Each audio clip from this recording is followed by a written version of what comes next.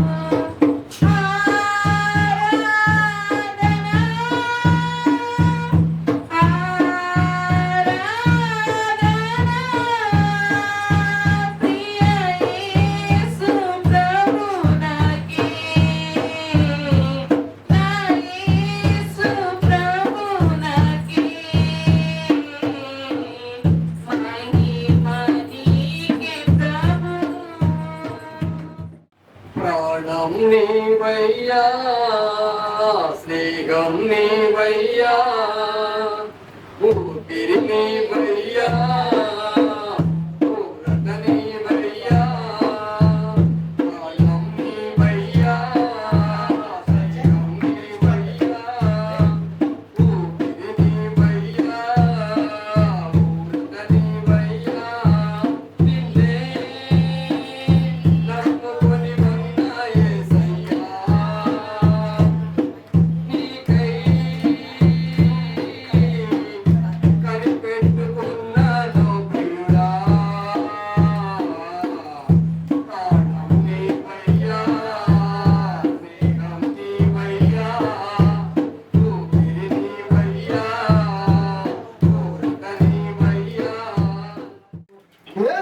రాజాని పవనములో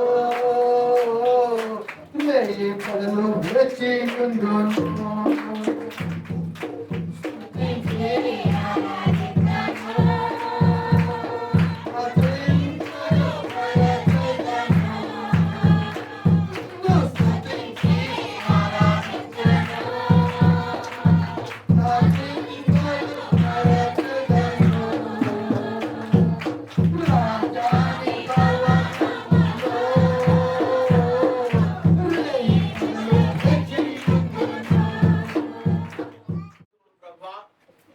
దేవానికి వందనాలు. పరిశుద్ధుడా, ఈ మధ్యాహ్నకాల సమయంలో ప్రభు మీ పాదాలు ఎదుర్కొచ్చున్నాము. ఘనమైనటువంటి నామము, ఈ శ్రేష్టమైన నామమును బట్టి ఘనమైనటువంటి వర్తమానంతో మమ్మల్ని బలపరచండి అయ్యా. కాజేసు బన్నయ్య అనేటువంటి వర్తమానములతో మమ్మల్ని తెలుగు తండ్రి మాట్లాడండి.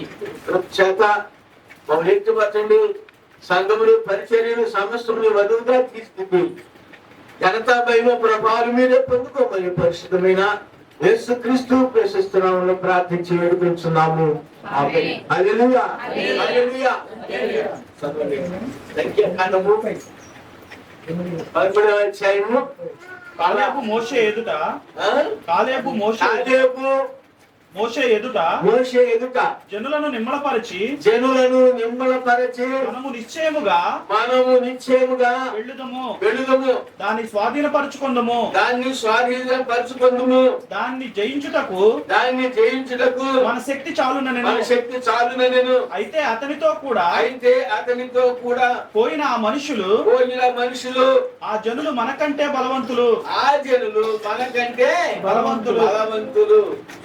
మనము వారి మీదకి పోజాలమని మరియు వారు తాము సంచరించి చూసిన దేశమును గూర్చి తాను సంచరించిన దేశమును గూర్చి ఇశ్రాయేలీలతో చెడ్డ సమాచారము చెప్పి మేము సంచరించి చూచిన దేశము తన నివాసులను భక్షించు దేశము దానిలో మాకు కనబడిన జనులందరూ ఉన్నత దేవులు అక్కడ నెఫీయులు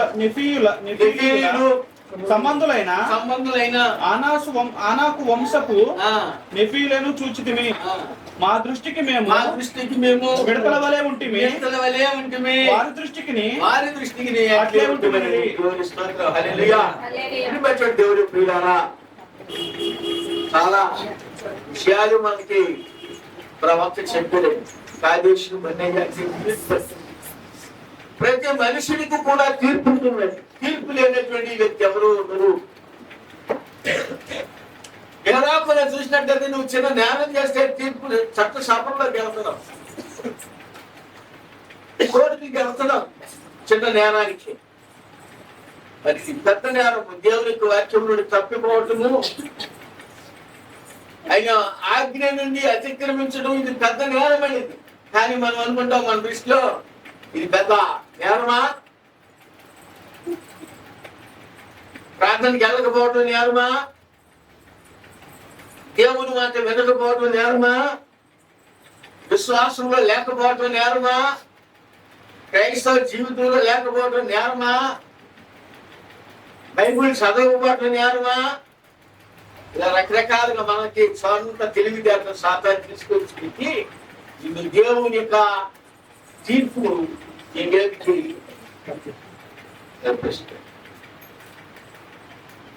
కానీ అపవాది నీకేం చేస్తుందంటే చాలా గుడ్డిదనాన్ని తీసేస్తుంది, ఒక అహాన్ని తీసుకొస్తుందని. అహం, గర్వం అని దేవుడు పిల్లరా. ఏ వ్యక్తి అయితే గర్వపడతాడో, ఏ వ్యక్తి అయితే దేవుని విషయంలో మోసపూరితమైన జీవితం జీవిస్తాడో, ఏ వ్యక్తి అయితే వేషధారితనంతోనూ అవిశ్వాసంతో ఉంటాడో, ఆ వ్యక్తి కాదేశం బందే ఖచ్చితంగా తీర్పు దగ్గర ఖచ్చితంగా అక్కడ జవాబు చెప్పాల్సిందే.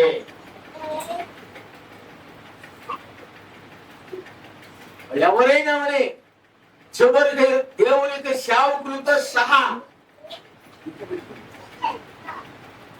అబ్బాయి నేను సేవకుడు కదా, నాకు మినహాయింపు అంటే ఏముండదు దేవుని దగ్గర. ఎవరైనా సరే దేవుని దగ్గర తీర్పు. ఈరోజున విశ్వాసులు క్రైస్తవ జీవితం ఎలా ఉంది అంటే వారి యొక్క సొంత తెలివితేటలతో అతిక్రమించేస్తున్నాం, దేవుణ్ణి లేఖనాలను అతిక్రమించేస్తున్నాం. ప్రియమైనటువంటి దేవుని ప్రియులారా, మీ అందరూ కొంత ఆలోచించాలి. మనము అవిశ్వాసంలో ఉన్నామా, విశ్వాసంలో ఉన్నామా అనేది కూడా మీరు ఆలోచన చేయాలి. నీవు విశ్వాసంలో ఉన్నావు అంటే ప్రతి కార్యాన్ని నువ్వు పొందుకుంటావు, అవిశ్వాసంలో ఉన్నావు అంటే ప్రతి కార్యాన్ని నీకు ఆటంకం అయిపోతావు.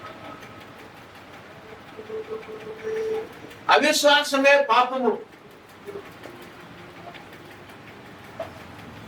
ఎంత రానియండి, ఆదివారం బాగా పరిస్థితినే మనం డ్యూటీ చేయాలి. ఏదో ఆదివారం 2000 వస్తుంది కదా, లేకపోతే 3000 సంపాదిస్తాం కదా అనుకుంటే ఎట్టెళ్ళేటువంటి పరిస్థితి అంటే వెళ్ళిపోతాం. ఆ విశ్రాంతి దినంలో జాగ్రత్తగా పెరుగు. దానివల్ల ఎంత నష్టం వస్తుందో తెలిసి సంతానం కూడా కాదు, ఆశీర్వాదం ఉండదు.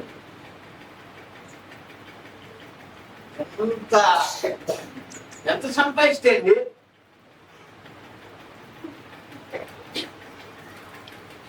ఎంత సంపాదిస్తే ఏంటి నీ కుటుంబంలో సంతోషం లేదు, నీ జీవితంలో సమాధానం లేనప్పుడు, కుటుంబానికి దేవుని కాపుదల కృప లేనప్పుడు ఎంత సంపాదించినా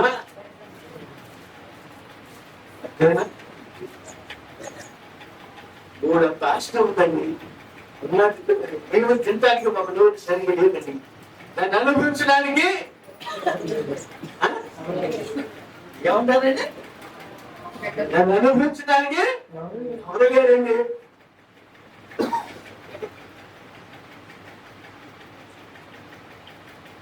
కేవలం ఎందుకంటే నీ యొక్క చెడ్డ సమాచారము దేవునికి వాక్యములో నీ యొక్క అతిక్రమించడమే అది చెడ్డ సమాచారమే.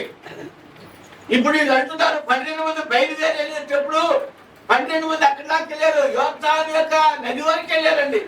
వెళ్ళిన తర్వాత అంటున్నారు, అయ్యా మనం ఈ యోర్దాను దాటి అవతలికి వెళ్ళాలంటే అవతల వాగ్దాన భూమిలో ఎవరున్నారు? నిబ్బీలు ఉన్నారు, బలవంతులు ఉన్నారు, వాళ్ళని జయించాలంటే మనం వల్ల కాదు. వాళ్ళ దృష్టికి మనము మిడతల వల్లే ఉంటామని ఒకవేళ నువ్వు అనుకుంటున్నావేమో. దేవుడు నీకుతో ఉన్నప్పుడు వాళ్ళు ఎంత బలవంతులైనా, ఎంత శక్తివంతులైనా, ఎంత ధనికుడైనా సరే దేవుడు నీతో ఉన్నాడు అంటే వాళ్ళు నీకు మిడతల వలె ఉంటారు. దేవుని స్తోత్రం. నువ్వు వాళ్ళకి మిడతల వలె కాదండి.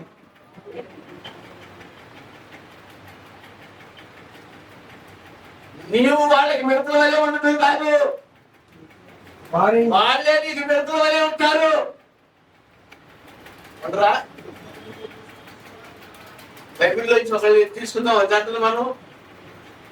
దావీదు బహు కూర్చునేటువంటి వ్యక్తి. దావీదు ఎంత అంటే మరి గొల్లియాతు చూసినట్లయితే 6 మూరల జాండి ఎత్తుగలిగినటువంటి వ్యక్తి.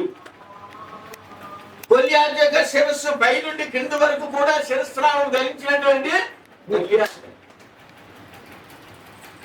కవచాలతో ధరించినటువంటి వ్యక్తి గొల్లియాతు. దావీదుకి ఏ కవచం లేదు. దేవుని స్తోత్రం.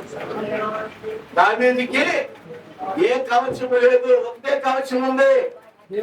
ఆ వాక్యం అనేటువంటి కవచమే ధరించాడు. దేవుని స్తోత్రం.